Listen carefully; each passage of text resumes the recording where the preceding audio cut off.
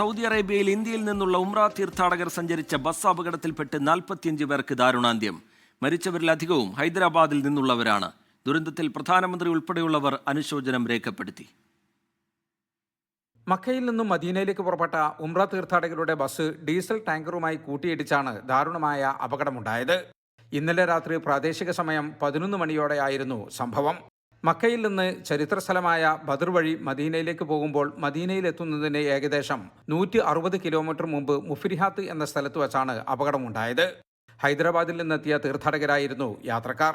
ബസ്സിലുണ്ടായിരുന്ന 46 യാത്രക്കാരിൽ 45 പേരും മരിച്ചതായി ഹൈദരാബാദ് പോലീസ് കമ്മീഷണർ അടക്കമുള്ളവർ സ്ഥിരീകരിച്ചു.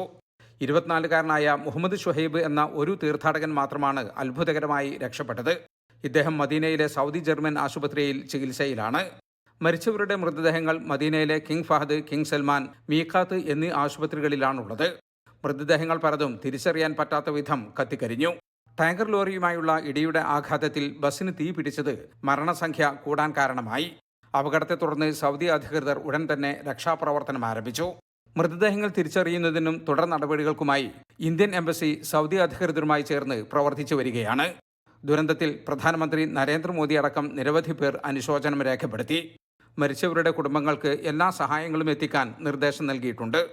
സംഭവവുമായി ബന്ധപ്പെട്ട് ജിദ്ദയിലെ ഇന്ത്യൻ കോൺസുലേറ്റ് 24 മണിക്കൂറും പ്രവർത്തിക്കുന്ന കൺട്രോൾ റൂം തുറന്നിട്ടുണ്ട്. Indian consul general Fahad Ahmed Khan Suri ഉൾപ്പെടെയുള്ളവർ ആശുപത്രിയിലെത്തി. ജലീൽ കണമകലം, 24 ജിദ്ദ. ലോകത്തെവിടെയായാലും ഏത് സമയത്തും 24 വാർത്തകളും ഓഗ്മെന്റഡ് റിയാലിറ്റി പാക്കേജുകളും എക്സ്പ്ലെയിനറുകളും വിശദമായി കാണാൻ ഞങ്ങളുടെ യൂട്യൂബ് ചാനൽ നിങ്ങൾക്ക് സബ്സ്ക്രൈബ് ചെയ്യാം.